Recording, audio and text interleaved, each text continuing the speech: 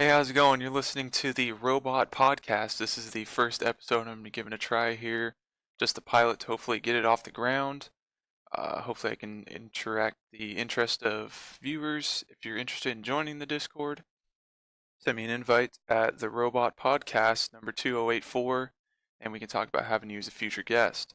But for now, my future guests are not here, and I have the current guest, my first guest, Kaanfight. Hey. Nice to meet you, Kaanfight. Hello.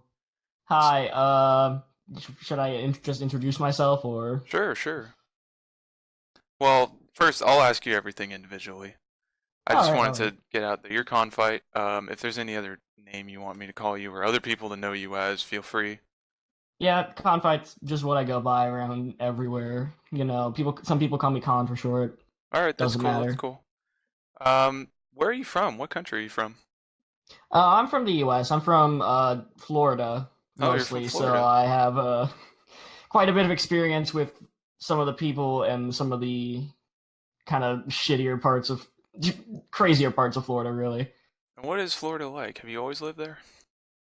Yeah, I've lived there all my life. I mean, both my parents are doctors, so I haven't moved in ever. I mean, going off to college was like the first time I've like moved out of my house, which is kind of weird. But I'm still in Florida.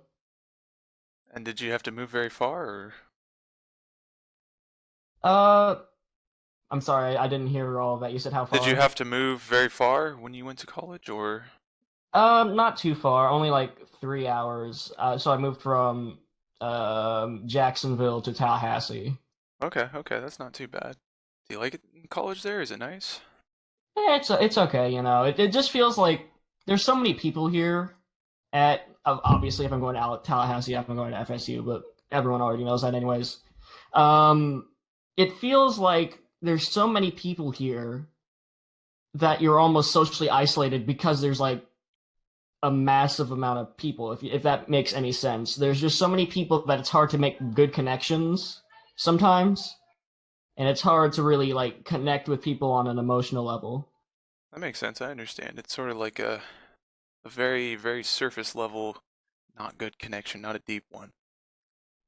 Yeah, it's very unlike high school, and I'm not sure if I like it sometimes. I mean, in high school you go have lunch with your friends, and uh, you talk to people in your classes, and you talk to everyone like all the time, and you see people in the hallways, and you say hi. But like here, it's just like there there's a critical mass of people where it just becomes socially isolating, That's and understandable.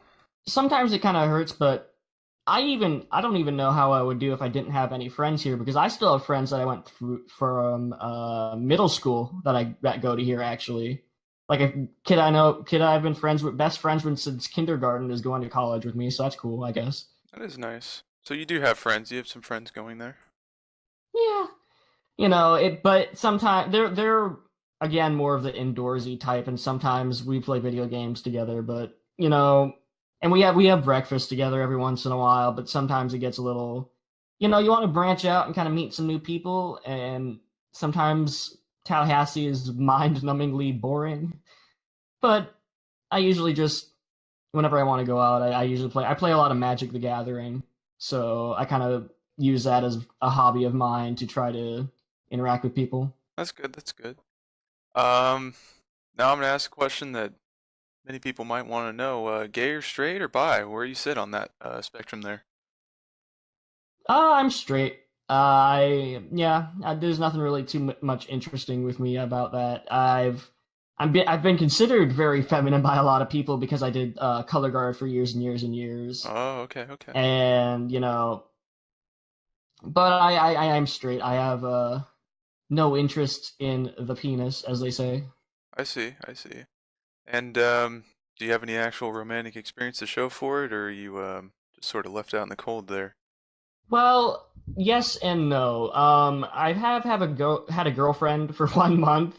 Well, no, 2 months actually. Wow. But Is that your only one? yeah, that was kind of a disaster. And how did that go? Tell me about that. Um, so I had a girlfriend for a couple of months back in freshman year of high school, Okay. and she was this really like super religious girl, And at the time, I was just getting out of like Catholic school, so I was like, "Oh man, I found a good girl." And yeah, she was just kind of a piece of shit. She would, to put this in perspective, she like would not. She refused to kiss me on New Year's Eve at midnight. She just straight up refused, and always liked my friends more than me, and always liked to put me down and say I was terrible. And then after we broke up, I kind of went off the deep end and did some things I'm not very proud of. But Oh, okay, that's unfortunate. Man, okay. I mean, I've also had like other like almost relationships. The reason why I started a blog on that actually is I wrote a green text on R9K Okay. about it almost a year ago now. Wow, time flies. But I wrote a green text on R9K about my relationship with a girl who I referred to as Pikachu. Hmm. And I decided, like, basically what I did was I made everyone anonymous with Pokemon names. And I've been running a blog about that ever since then. And people seemed to like the story and said it was really heartwarming. You know? Okay, all right. And Oop. what's your height and weight? Just curious. Oh, I'm sorry, I didn't catch that last I'm one. just wondering your height and weight. I'm just curious. Just curious about. Height and weight? Hold on. Was that what?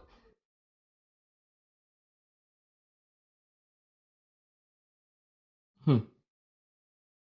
I'm sorry. Sometimes the internet connection here is kind of Height and other weight. Are shit. you tall? Are you short? Are you a big guy? As far as I'm not a big guy. I am like a spaghetti string. I am like not that tall either.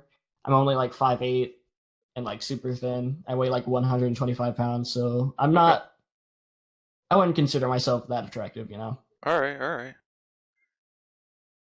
Well, there you have it. That's a Kaanfight. Let's move into some of the deeper questions if I can. What's if you had one chance to really speak out to normies, if you just had a good grasp on the normie group in general and you wanted to tell them something, anything you want to ask or say, what's one thing?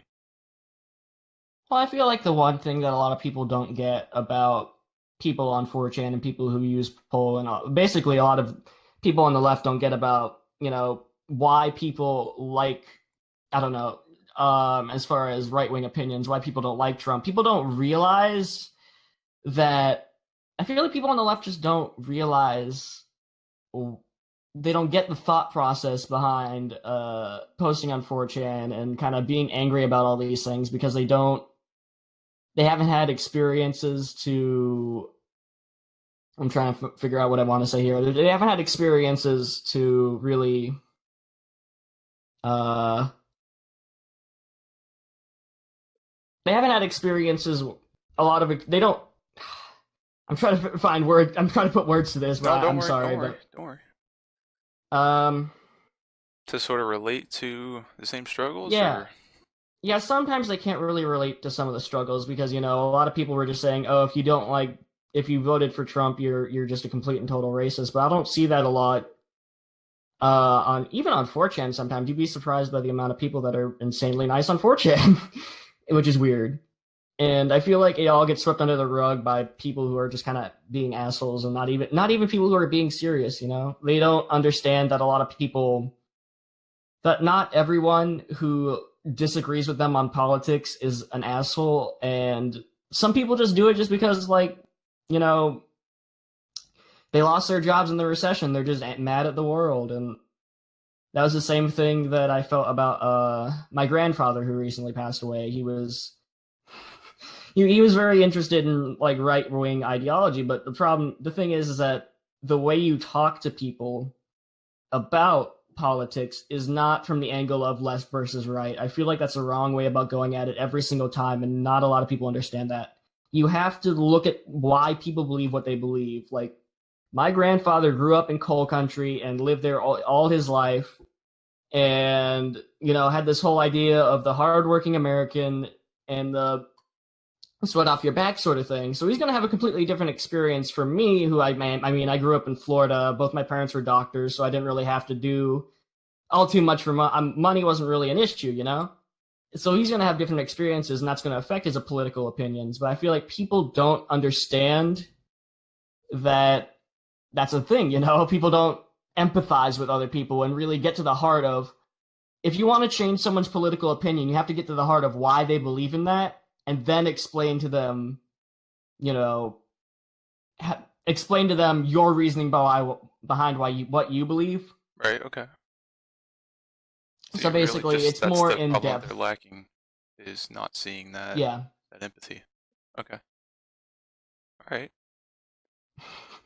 Oh God. Moving Jordan on to Peterson. the next thing here, I wanted to ask you, where do you see yourself in the next couple of years? Where do you think you're going to be? To be honest, no clue. I've been. Well, you're in college now, so presumably, where's that going to go? How far into that are you, and where do you see the future going? I mean, I don't know. I'm planning. I've always wanted to be a geologist since I was a little kid, and I've been going down that path. But sometimes it just feels like that's not the right path for me. I also enjoy doing the whole blogging thing, and also enjoy, you know, making talking about history and just talking about random shit. And I've made what I haven't posted these yet, but I made a couple videos about history that I've just enjoyed making, and I don't know if I want to go that route, and I don't know what my parents are going to think about that. But where I see myself is hopefully with a job, but who knows? I might be going to grad school, like trying to get a job in geology. The problem with geology is I don't want to work for a soul sucking oil company, Mm-hmm. because I don't really like as much as money as that's to make. I'm not gonna be able to do anything with it, and I'm not gonna be happy. Okay. And I'm already sad enough as it is, so I don't want to put myself through that. Yeah, I understand. I understand. So you're not really sure. You don't really have a concrete grasp on that. Yeah, that's exactly what I was planning on doing. Just growing my audience, and so far it's been working pretty good. I mean, the blog has been out for a year now. It's gotten 8,000 views, which is decent. I'm happy with it. Okay. How many subs do I have? Like none. I haven't really done anything on YouTube. All right. Well, here's the next question I wanted to ask. Do you own New Balance tennis shoes? No, I do not know New Balance tennis Have you shoes. have you ever owned a pair of New Balance tennis shoes? I I don't think I've owned a pair. I mean, I'm thinking back to all my different stuff, but I mean, I've never really given too much of a shit about name brands. I've just kind of bought whatever's the decent, whatever I like. So why haven't you given New Balance any proper thought as far as shoe purchases? Because I think they're a very New good, Balance, high quality shoe. So I don't know. I do also want to waste a bunch of money on which could be interesting, but money I waste on shoes is money that doesn't go towards Magic the Gathering, and that's an expensive hobby if you've ever heard one. So, you gotta cut your losses. okay, I understand. I understand. If we're talking about Pepsi and Coke, where do you stand on that front? Are you more Oh, Pepsi or are you more Coke? Coke, okay. Coke 100%. Are you kidding me? Like Pepsi is basically just as even though Pepsi can or so I've heard that Pepsi can stop riots. Coke is where it's at. It's just much more flavorful, and you're gonna have a little bit more sour taste than sweet, and that's going to, yeah. Did I just say sour taste? I meant bitter. I fucked that up. That's okay. It's okay. So you're more of a Coke guy. Now, do you have a specific type of Coke that really sits with you well? Yes. Cherry vanilla. Cherry vanilla Coke, I've always enjoyed cherry vanilla Coke, especially Dr. Pepper too.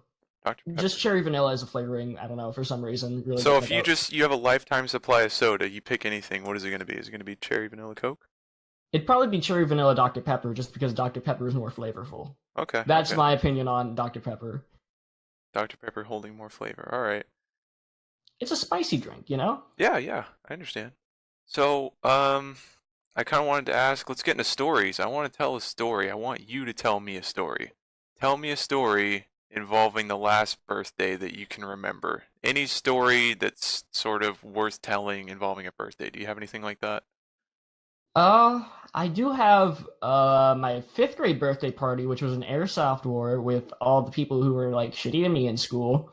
I've already talked. I've wrote about this before, but Yeah, go ahead, tell it. that was interesting. It was kind of weird because uh so one of the kids that was just really terrible to me, one of the really popular kids, I basically invited all the guys in my class to this, was really getting like, nah, shit. I'm trying to think. I just had. I'm sorry if I have brain farts, but It's okay.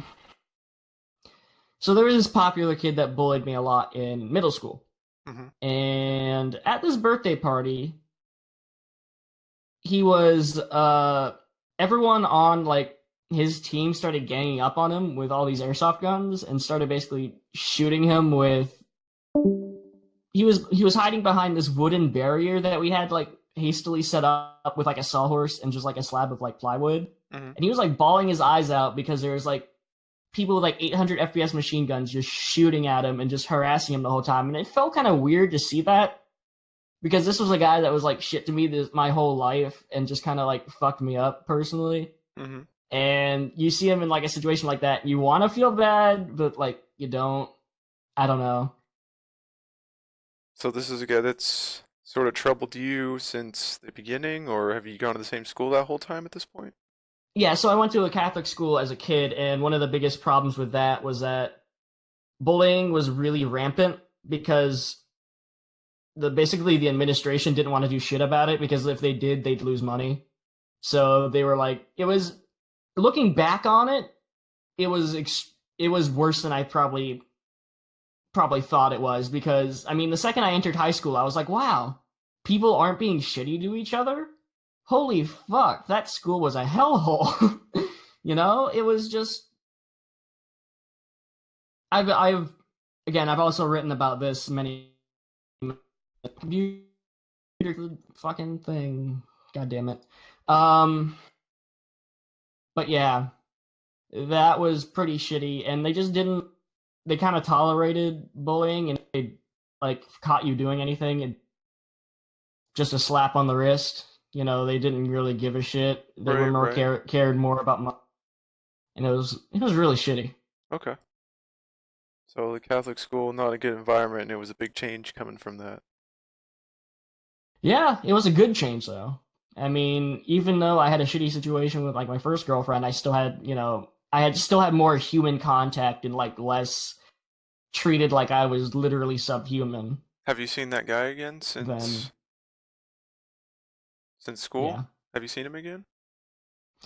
Actually, of all places, I ran into him while I was on a vacation in New Orleans. And that was the most awkward time of my life because like you want to say hi, but like you don't.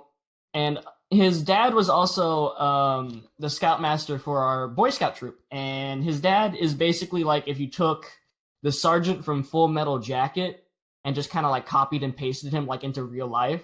Like he was a real piece of shit. Like he that whole family was fucked up. Like that whole family like tortured like my family for the longest time. Like my sister got bullied by their sister, and they were just a nuisance to the school, and everyone knew it, but no one wanted to do anything because this guy, the dad was like a high-ranking military guy in the area, so you didn't want to fuck with him because he'd come down on your ass. So like no one really wanted to fuck with him.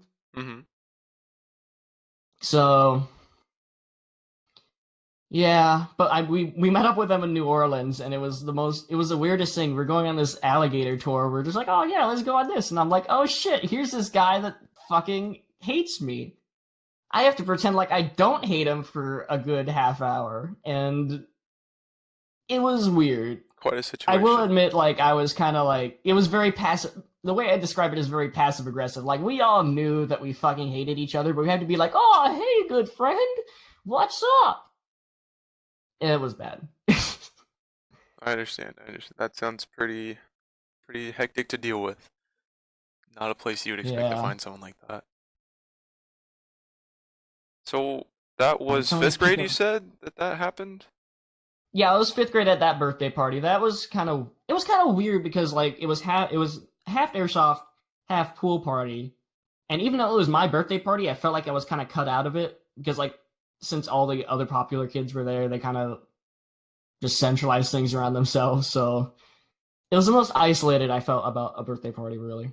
And what's changed about you since fifth grade? Do you feel has a lot changed, or?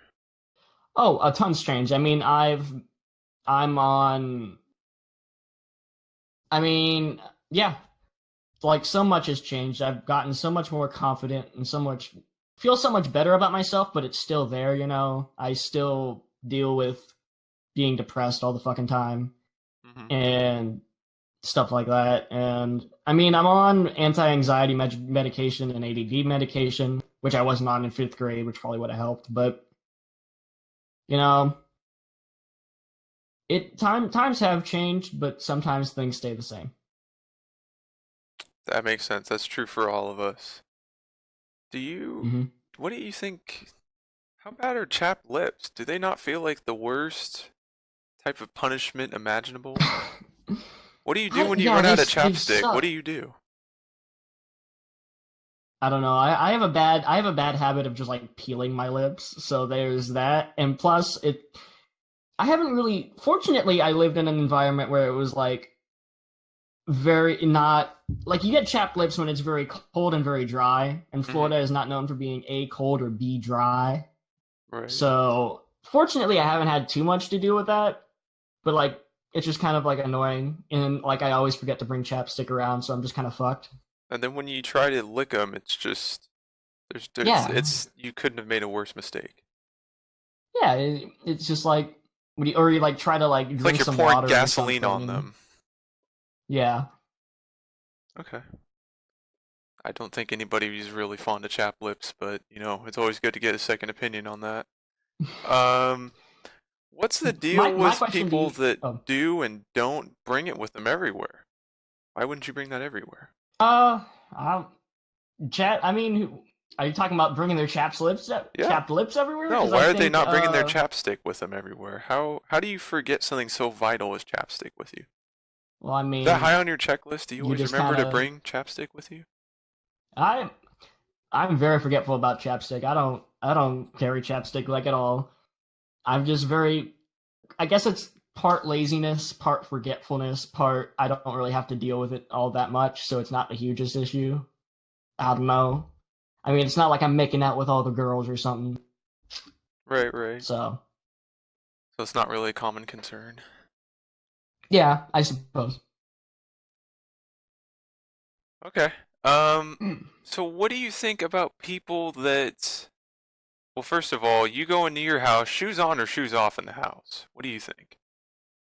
In other people's houses, I usually No, try to keep your shoes. house. You go home. My house? Shoes on or shoes Well, I off? mean, if I'm at my own house, I take my shoes off. But generally, like if you're like if it depends on like how well you know the person, right? So like if you just meet this guy and he walks into your house and fucking takes his shoes off, like you're gonna think he's a crazy asshole, right? Right?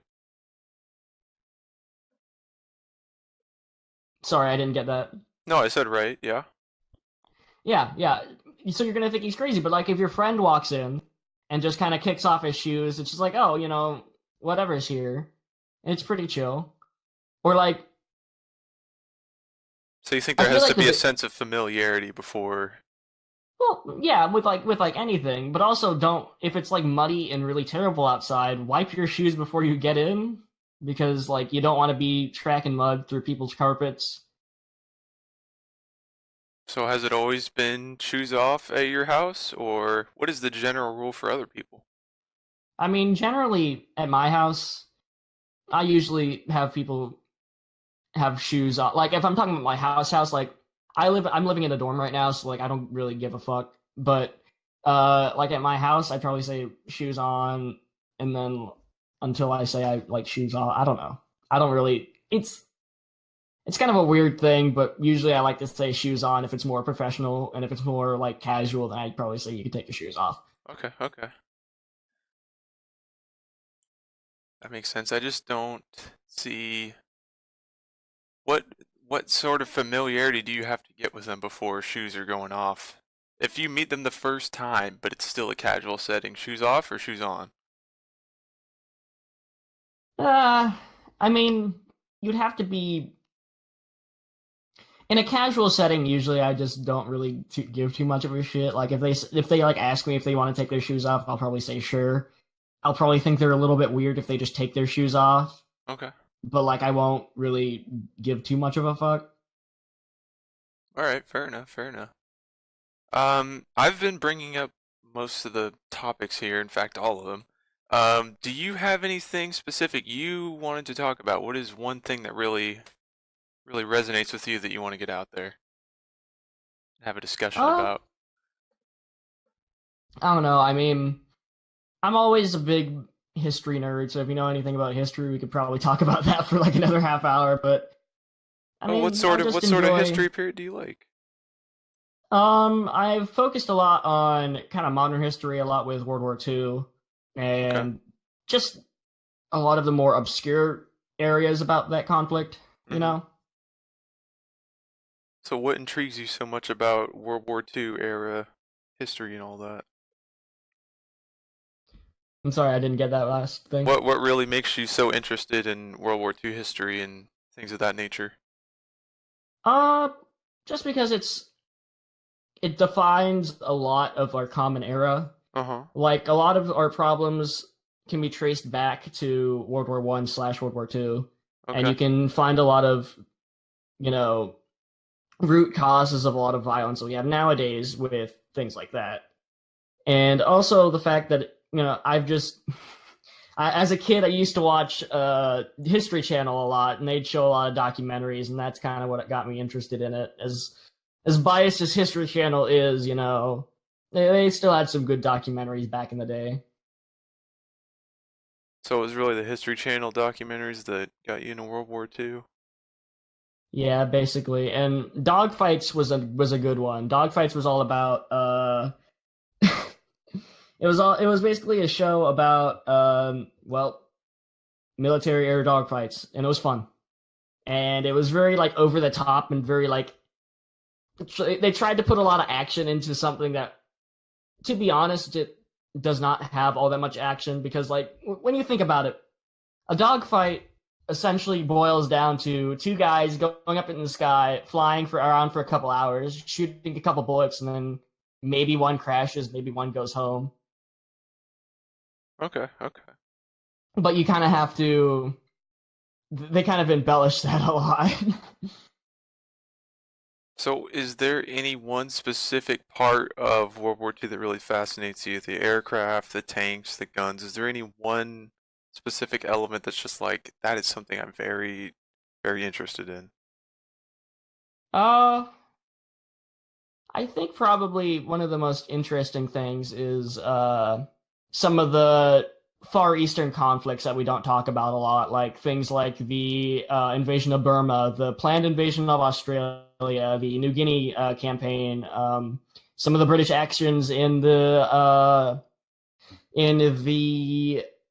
East Indies, as well as the Dutch resistance in the East Indies. That kind of hits home with me a little bit, because my other grandfather was actually he was in the Netherlands when the Nazis invaded and was there when they occupied the Netherlands. So, you know, I so I have kind of a connection to the Dutch and the Dutch Air Force and the Dutch Army, and it's kind of interesting to hear about all these different things going on in the Pacific, where usually you like to think about it as Pearl Harbor and all this other stuff, but there's also Australia trying to do things, New Zealand trying to do things, and also this huge place called China that everyone seems to forget about. Like there was a lot of violence in China that a lot of people don't like to talk about. Like even Japan and their whole they massacred the Chinese, and they still haven't like apologized or anything for it, which I feel like is, I don't know. It feels very strange where we really like to rag uh we really like to rag on Germany, but then like Japan kind of gets a free pass. We kind of like scoot that under the rug. Might be something that people aren't really Like, aware of. Oh yeah, I mean the rape of Nanking was terrible. Like almost 100,000 people died. There's literally pictures of Japanese soldiers with babies on a bayonet, which is gruesome. And they did all kinds of military experiments and all kinds of other stuff, but no one really seems to acknowledge them. Mostly because of the fact that the U.S. wanted to. Well, it had mostly to do with the fact that they wanted to have. It's kind of weird because so all right, now I got it. So the reason why the U.S. did that was because of because of Emperor Hirohito. When you look at what Emperor Hirohito meant to the people of Japan, it was going to be a hard time. It was a hard time when they surrendered, right? And it was going to be a hard time to really keep the peace in that area without keeping the emperor in place. So that was one of the biggest things that they did, is that they kept the emperor in place. And two, it was also very hard for the Japanese. I'm trying to think what I'm trying to say next. So they kept the emperor in place. Mm-hmm. And the U.S. really did not want to piss off the Japanese because they wanted to have trade relations with them. So it'd be kind of a stupid idea to try them at Nuremberg if you're wanting to have trade relations with them. Now, Germany, it didn't really matter because they were splitting that up anyways, and the USSR is taking half, and the other one was taking half. So they were trying to make they were trying to make World War II all about morality, and this whole idea of fighting the Nazis was the good thing. And I don't think that reality is really historically accurate, to be honest. Not saying that the Nazis were good people. What I'm saying is everyone's a shitty person in World War II. Because, I mean, you look at some of the things that the U.S. did and why they did them. Like, for instance, the Japanese firebombing, where they basically went to Tokyo with a bunch of what was essentially napalm and just burned people alive for literally next to no reason.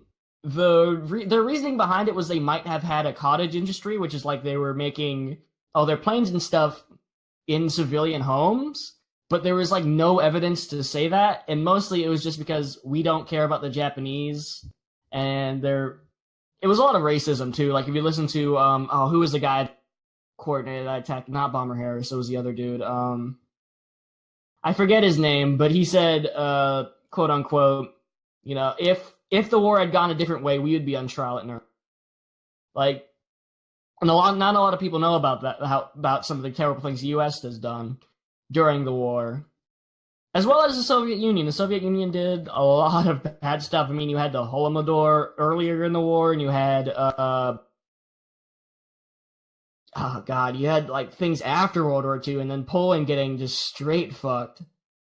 They trade the Nazis for the communists, and it's heartbreaking because basically what happened was that when the Polish finally got free from the Nazis, the Soviets basically cracked down on them and killed most of the leaders of the resistance movements that fought the Nazis, so that they wouldn't rise up against the Soviet Union, because they wanted to subjugate Poland for their own needs. So basically, they executed a lot of people. Like, well, I don't know if you know who Witold Pilecki is. He was a central part during the Warsaw Uprising. Actually, fun fact, he's the only guy who wanted to get into Auschwitz, and he was one of the only people to actually give an outside report on the camp to the British. And the British actually, oh god, the weirdest thing about that is that, so he sends this report out to the British, right? Mm-hmm. And the British filed it British said, no, this can't be happening. Then they filed it under just unscrupulous. Never said, not unscrupulous. They basically filed it under fictional, and they said, nah, this guy's exaggerating it. And so Poland just kind of got screwed, and then he broke out of Auschwitz, helped out with the Warsaw Uprising. The Soviets didn't help out with the Warsaw Uprising too. They were literally like on the banks of the Visna watching the Poles get slaughtered by the Germans because they didn't really give a fuck about them. Because keep in mind, the Soviet Union invaded Poland with Germany during the time of that the Molotov-Ribbentrop Pact was actually in place. So you have the Soviet Union just fucking over Poland and then killing all the people that were resistance after the war, branding them as traitors. The worst thing was that until after the fall of the Soviet Union, the people who fought for their freedom and fought for their country would not be recognized because of political reasons. Right. That's a good meme. That's a good meme. Trolltolino. Fuck, my pop filter is going down. But yeah, that's World War II for you. Yeah, That's giant shit show. There's a lot that people might not know, so if you listen to what he said, you could definitely look into that history. There might be a lot of uncovered truths in there. So, kind of reaching the end of this here, is there anything that you want to say to fellow board posters? I know we've already talked about normies, but is there anything that you want to say to the average anonymous user? Yeah, I feel like Arnon King's a weird place. It feels like just a lot of people are very depressed, and I get that. And sometimes life is hard and life is a piece of shit, and you just kind of gotta. I've seen a lot of people on the board just kind of give up all hope, and I feel like hope is something that is powerful enough in this day and age that we can't afford to lose it. Right. So, just when life gets you down, you gotta pick yourself back up and look at it from a different perspective and just have some hope. And you'd be surprised where that gets you. All right. Well, that's good enough for me. You heard it here from Kaanfight himself. That's going to be the end of this first part here. We're going to be getting another guest on after I take a quick break, so stick around. Hey, so we're back with the second part of this episode. This is the second guest for this episode. We're going to be talking to Steve. Steve has asked us not to use his Discord name or real name. So how's it going, Steve? Yeah, it's going pretty well. Thanks, podcast host. Now, I noticed you got a little bit of an accent going on there, Steve. Where are you from? I'm from Western Australia. Western and Australia? Yeah, Oh, okay. I hear our accent is a little different to the typical Australian accents you hear on the East Coast. Oh, okay. Yeah, it's fascinating. Fascinating. How old are you, Steve? I'm 30. I've been posting on R9K way too long. Way too long, huh? And what do you do for a living? Well, I used to be a disability support worker, but it was honestly making me super depressed. So I recently gave that up, and now I'm just living off my bitcoins before they crash. I don't know. I'm looking for a job right now. Actually, I'm having a look at some public service jobs. Oh, nice. Living off the bitcoins. Well, hey, as long as that's sustainable, right? As long as that's going well for you. Yeah, I'm not sure they are sustainable. It feels like they a Korea just banned Bitcoin derivatives, whatever that means. That's the thing. Like everyone investing in it doesn't know what they're doing, and that just caused the price to drop by about $3,000 in Korea. Ooh. And yeah, I don't think it is sustainable, and it's a whole lot of money being spent doing nothing productive as well. So I'm just beginning to sell out now. Oh, that's nice. When did you get into bitcoins? How long have you been going for?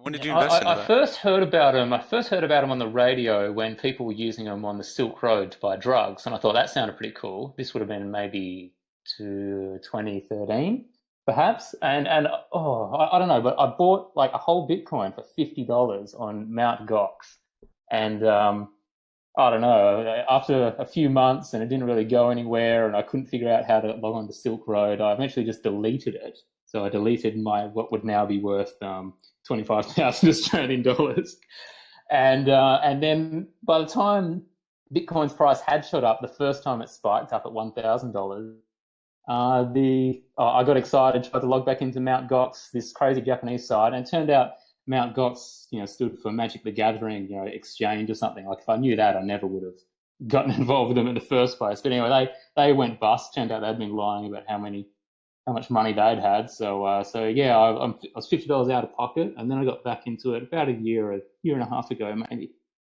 Oh, that's pretty And cool. yeah, since then, well, I've probably put about $5,000 into it, and I've since then withdrawn the initial money I put in, but I still have about $7,000 worth of Bitcoin of, well, various cryptocurrencies. I don't have any Bitcoins anymore, but yeah, it's a weird concept, and I imagine I think the blockchain technology behind it is the future, but I don't actually think we're going to be buying our Big Macs with Bitcoins anytime soon.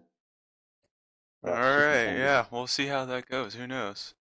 So, have you lived in the same part of Australia all your life? That West Australia you said?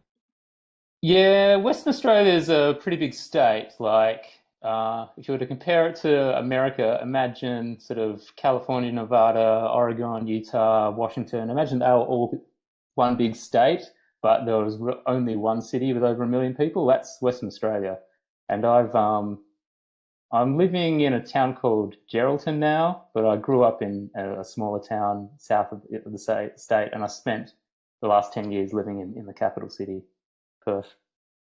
And what sets the western part of Australia apart from the rest? Is there like a big difference, or Um, is there anything big noticeable? well, the sun sets over the beach here, which is pretty nice. Like that's a nice thing to look at. I often take the dog for a walk around sunset. But otherwise, not that much. Our economy is like it seems to be based on like some sort of Flintstones principle. Like we'll just dig up rocks and sell them to China. And I think the rest of Australia is a bit more developed than that. But Oh, anyway, okay, so you guys are kind of that's living out there in the middle of nowhere with your Flintstone rocks, huh? yeah, yeah, that's right. Well, yeah, it's certainly like this town I'm in now, Geraldton. You can tell that there was a whole lot of money spent on it maybe 5 years ago during the mining boom, and now it's just nothing. Like All now, right. like no one can sell their houses, and no one's got any jobs, and I don't know why I'm here, but yeah, it's got good internet though. It's got nice fibers to the home internet. Oh, that is nice. That is nice. So tell me, you got any friends out there? How's that working for you?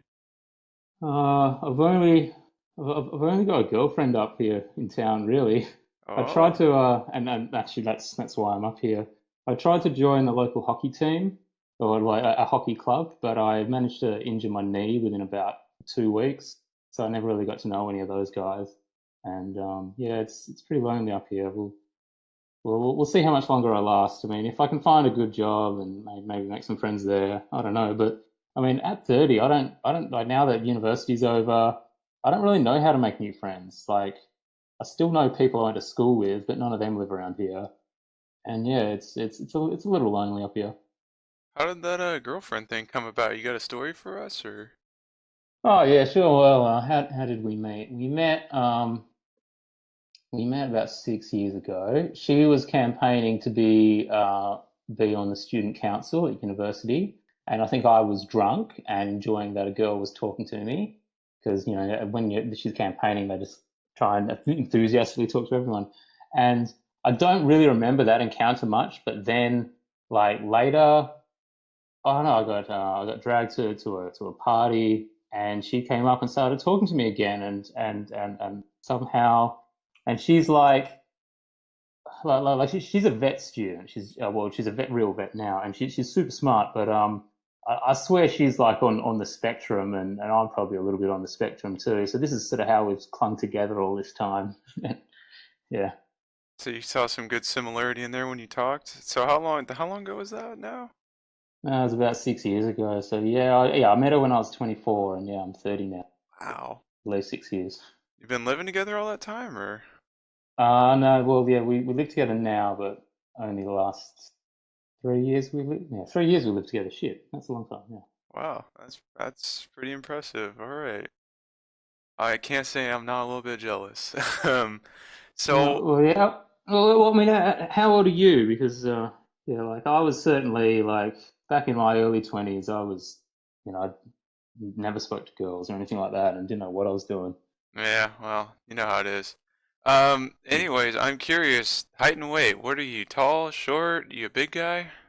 I guess I'm a little shorter than average. I'm 176 centimeters or so. I'm not sure what that is in. I think that's 5'10", 5'11". I'm not sure. Uh-huh. Um, I'm a healthy weight, I suppose. I'm just a what am I? 72 kilos or something. So Okay, yeah, all that's right, fair enough.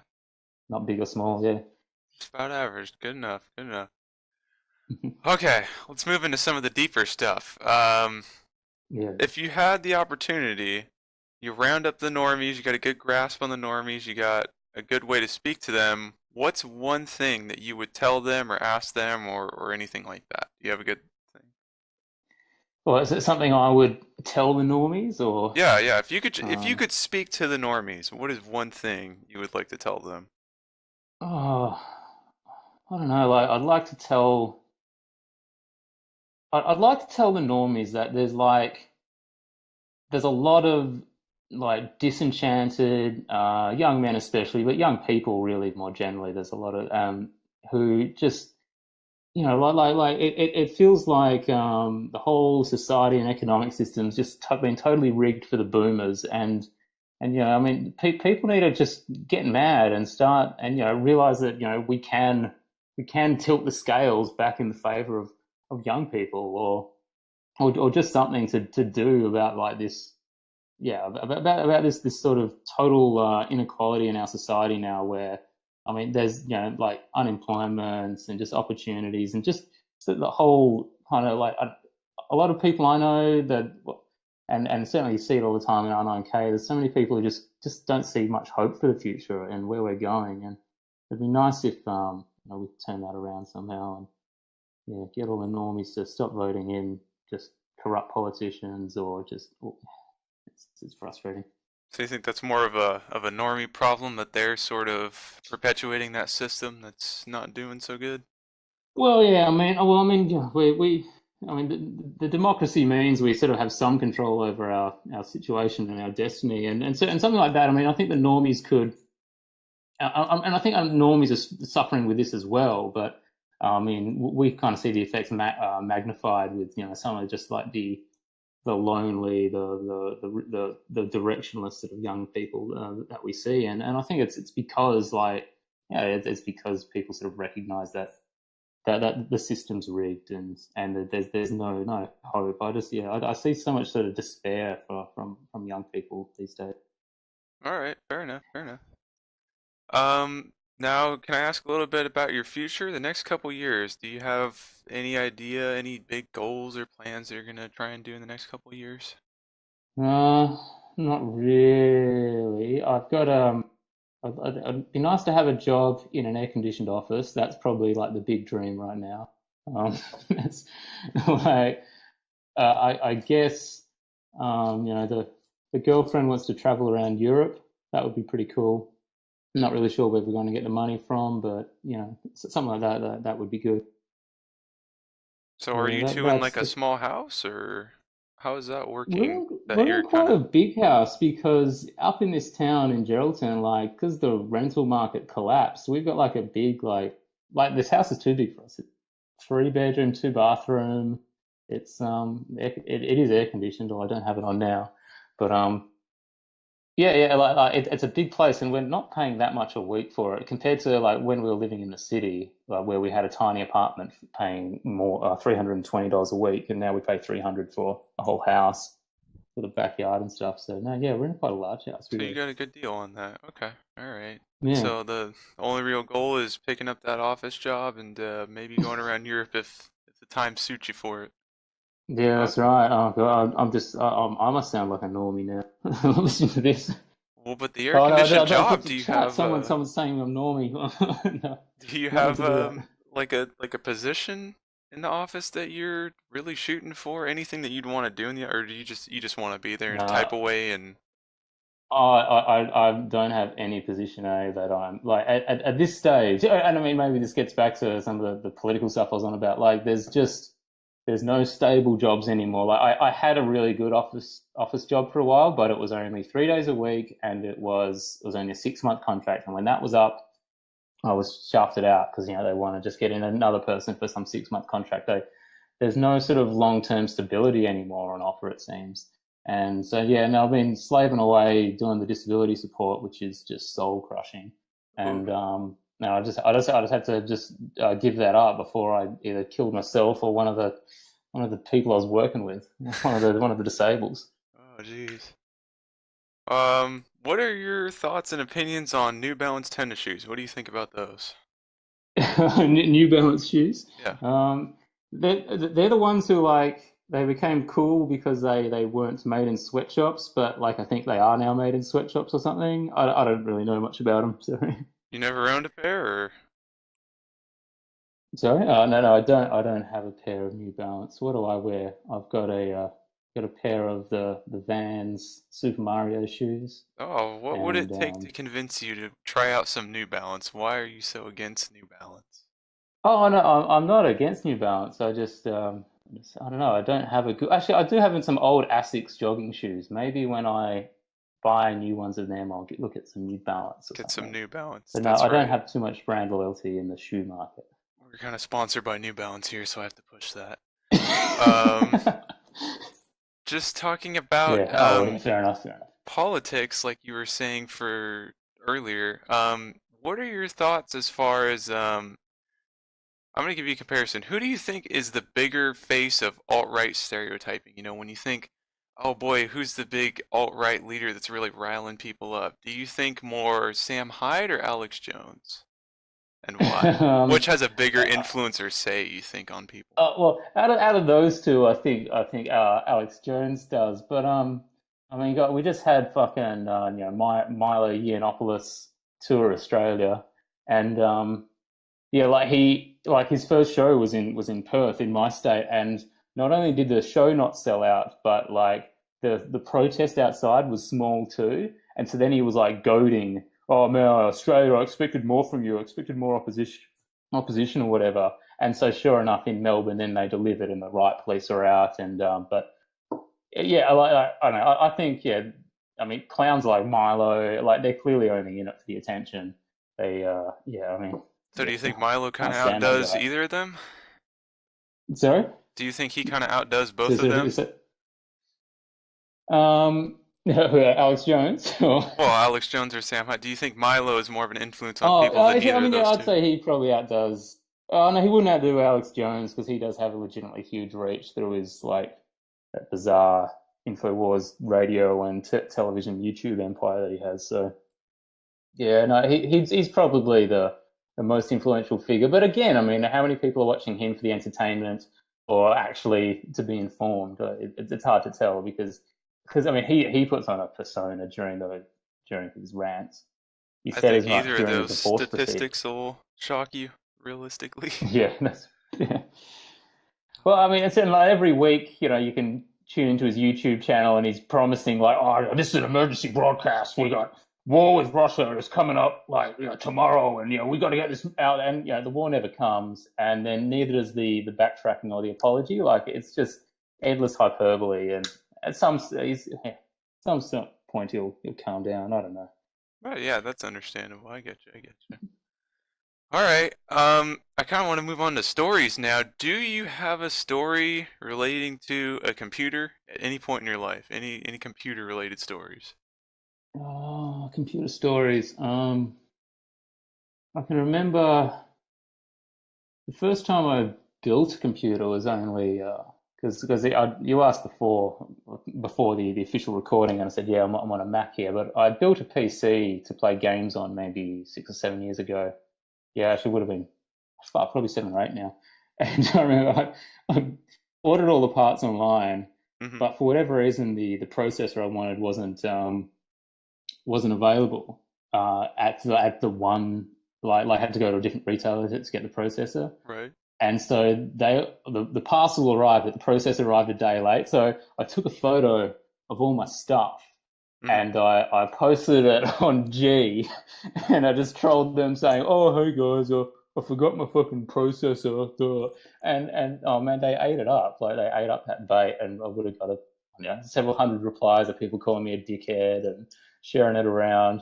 You got a But then bunch of free I was use? probably the dickhead the next day when I tried to put it together, and I made the classic mistake of, when you're having to screw the motherboard into the side of your case, and there's like those little bits that you're meant to put on that sort of, that just keeps the motherboard just proud of the surface. I don't know, they're like little extra screws to give it a bit of distance. Anyway, I totally avoided that and just screwed it straight onto the case. And as the motherboard began to bend, I then realized I was doing something wrong and had to, yeah, take it apart and try again. And yeah, that computer gave me. I'm never going to build a computer again. That just I had power supplies die within the first 6 months. Turns out the RAM I bought was from some non-existent Taiwanese company that doesn't have any returns policies. That broke as well. Hard drive broke. Like fuck that. Like in fact, I should have just bought a console, but or I'll just stick to using Macs, like someone who just doesn't want to deal with the trouble anymore. Well, it sounds like you actually needed G at some point there. Yeah, that's right. I did need a bit of their help in the end, I think. But yeah, it was just frustrating. I think I managed to get the hard drive returned under warranty, but not the power supply or the RAM, and that was pretty frustrating. So and then in the end, it barely saved any money building it. All right, all right. What about shoelaces? What do you think about shoelaces? Are they not the most troublesome part of the shoe? I mean, how many times have your shoes just gotten into knots for no apparent reason and you can't? Well, yeah, I mean, and certainly end all to undo themselves, drag along the ground, and like that's not much of a hassle. But there's always some normie who's like, "Oh, shoelaces are untied," like as if it bothered me. In fact, well, that was when I was working with the disables, like they're always wearing those Velcro shoes, and honestly, it's the way to go. Fuck having laces. Yeah, that's a good point.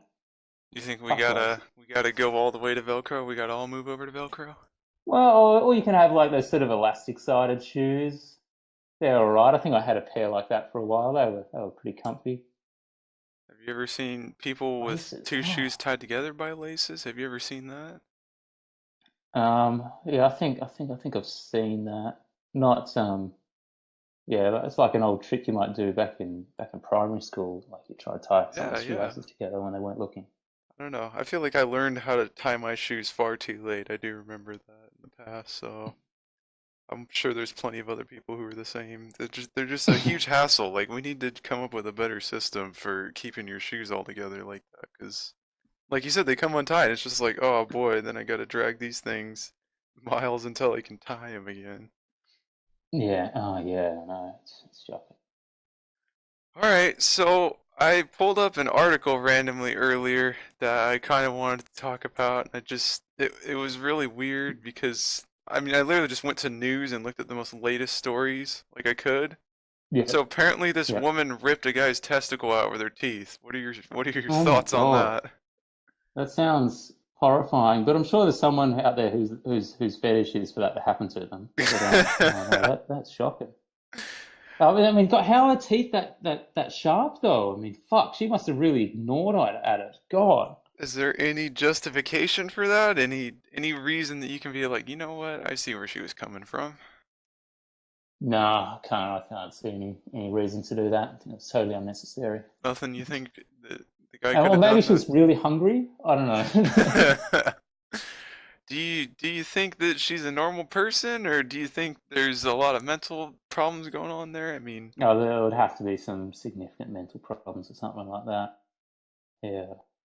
Just another disenfranchised, probably a youth person. You don't hear about 50-year-olds ripping off testicles. oh, Yeah, how you old might was be she? surprised. Oh, 43. yeah, mate. 43. 43. Oh, Yeah, God. she's Yeah, well, she's a little she's had a whole grown. life of suffering, clearly. How much you think But she had to yeah, pay for ripping that guy's nuts out? yeah. Well, I hope, man, I hope that guy had got his use out of him. Like, I hope he had managed to reproduce or, had some good roots or something. It sounds truly horrific, though. Do you reckon they can repair that? Do you reckon, like, if you gathered up the testicles and put them back in the bag, do you reckon they can stitch them back together? That's That'd what was be. said. He's got some stitches, and she only owed him Well, no, 500 I'm pounds like, for I, that I whole recently just thing. had knee surgery. I'm just wondering, like, if they can go into my knee and carve up part of that and stitch that back together. Do you reckon they can do that with testicles? Do you reckon they can just graft the ball sack back on and Yeah, close join them all enough, back right? up again? Yeah, Yeah, probably not gonna work the same, but yeah, at that's least it right. looks Probably not. okay. I don't know. That's what happens when you go to news. So I don't look at news. Um. Anyways, what do you think about flossing? What's the deal with flossing? Do you floss? Yeah, that's a dental conspiracy. Total waste of time, obviously. Do you think it doesn't really like help, or Mm? Oh, I don't know. Well, I brush my teeth. I don't have time. Don't have time for that. you don't And have and time it's for and it fucking sticking? hurts. Like you'll cut your gum. No, don't have time. Oh yeah, I totally understand. It's you're sticking a piece of string in between your teeth, and then they're like, oh yeah, just shove that in there, and that's how you take care of the problems that the other stuff can't take care of. But it seems a little barbaric, right? You know, it just seems unnecessary, I think. I mean, you don't hear about dogs having to floss. You don't hear about people in Africa having to floss, and they've got great teeth. Great teeth. All right, that's true. That's true. Well, I've been bringing up, most of the topics for this show. Is there anything that you yourself would want to bring up, or any story that you feel would be just worthy of Um, telling anyway? no, as I've been talking, I've been trying to think up like a good funny story from the disability days of just working with some of these retards. What But is that like? How no, long were most of you them are pretty there? sad, really. I don't have How long were you there much to for? talk about. Yeah, yeah, no, yeah. So I'm sorry, I know because I volunteered to be a guest, and I should have probably Oh, brought no, something no, more no to the worries, no table. But worries. yeah, It's gotta flow natural. It's gotta feel natural. yeah, that's right, that's right. How long were you at that disability thing? How did that happen exactly? Oh yeah, so I work. I what was I doing? It was years ago. I started working in it, and it was really good while I was studying. It was like because I was only studying part time because I wasn't very committed to study, but I could do this job part time, and it was I don't know, it's like someone I knew, like they knew someone who did it, and anyway, somehow I ended up with an interview, and they gave me this job, it started off great. Like it was just me taking people with Down syndrome out to like a fun park or the movies, and it was awesome. I was getting paid to like just chill out in the library or read a book while this guy with Down syndrome surfed the internet. That was great. But and then of course though once I finished university and I got like a degree in basket weaving or the equivalent of that. Like I don't have anything What did you worthwhile. actually get the Um, degree for? I'm curious. I got a degree. Well, I was studying teaching to be a teacher, but I was no good in the classroom. So they leave you with you can get a Bachelor of Arts in Education, which is like a degree, but not a qualification to be a teacher. So I've pretty much, yeah, got a degree in just about nothing. Oh, yeah, a vague one in education.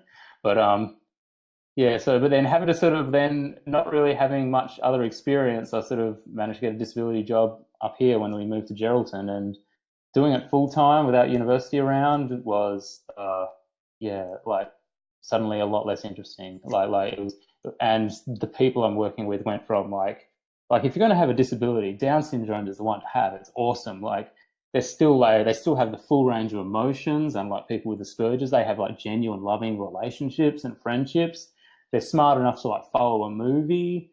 They can like they'll never play like professional football, but they can kick a ball. Like it's a but like the people I'm working with now, like I've got one guy like, oh yeah, he has epilepsy. Like, oh, that can't be too bad. He'll just have the odd fit. No, this guy's like having like a 24-hour seizure. Like he's just not even in reality, and he can barely walk straight, and you'll have these massive fits once a week, and that has caused like ongoing brain damage, and I've got all these sort of non-verbal autistics like you like some of them just genuinely it just seems like they're just living just lives of pain, and it's just yeah, it was just way too depressing. And yeah, God, give me a downy any day. They're fun to work with, but I didn't get to work with anyone fun up here. I was just working with just yeah, like people with major disabilities, and it can sort of put some things in perspective for you, but God, it makes you wonder. Like sometimes we just need to just euthanize some of these people, honestly, for their own good. It's just sad.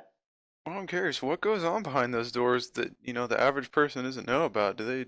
It's not like they're like putting people down back there, right? Like what's going They're on that not. that the average person They, is not seeing up front if they were to visit or something yeah. like that? So yeah. I mean, they're not. But I mean, like I had like one guy I worked with. I mean, I had to just take him afternoon shift at the pool, and normally that's pretty good. Like it's fair, normally it's fairly cruisy. Like this guy, he's got severe cerebral palsy. So I mean, like I have an aunt who has cerebral palsy, and she's like a fully functioning member of society. She just has like a funny arm, but this guy's like wheelchair bound. He can sort of can't really move much on his own, and as on top of that, he's also non-verbal autism, we assume.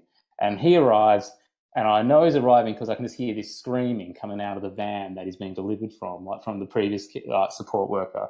And she gets out, and the support worker, and she's got like this look of just terror on her face, like, oh, it's been awful. He's been biting his arm, he's been bleeding, and he's just, yeah, like there just doesn't, just nothing seems to give him joy. He just seems to, like he just spends his days screaming and biting his arm, and somehow, I don't know, I gave him some food and he calmed down, and he was actually fairly pleasant for me. But then I'll have other days where he's just trying to claw at me, and he's just, and it's just kind of sad. Like it's frustrating working with someone like that, but it's also sad for them as well. And then you realize like he has to go home to his family who have to put up with that all the time, and it's just, it's just a bit depressing. Did you ever have anyone die or get seriously hurt there while you were there? No, but it does happen, and you can expect to spend like this is. I mean, I was a member of my union, but just because if someone does die, like you will end up in court to make sure that you weren't negligent, and you'll get torn apart by the prosecution. And so, but if you're a member of the union will give you a lawyer. So, but yeah, I mean, other than, I mean, that might have been the worst actually. I had that guy the one who had bitten himself and actually broken through his skin to bleed. That was pretty bad. I certainly had major seizures with my epileptic guy, but yeah, I mean sometimes when on another shift I'd come in and the epileptic guy had been sent to hospital. He had such a bad seizure, so like just the shift prior to mine. So it's certainly bad stuff does happen. Oh, that sounds pretty unpleasant. Well, Yeah.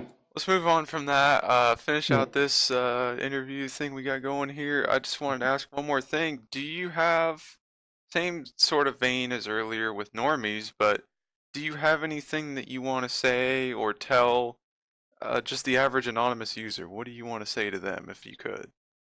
Yeah, well, hopefully, if you do, like I feel as though when I started posting on 4chan, 10 years ago or whatever, my life was totally off the rails, and it's kind of getting there now, but I can still sympathize a lot with the anons. But I hope for their sake though that once once their lives do turn around, please stop posting on 4chan. It's just awful. Like I feel like I'm just like some sort of some substance abuser who just has to hit it up every day, and it's just the worst. Please, try to, like, I mean, fair enough, post on it while your life's a mess, but if you get it together, just stop.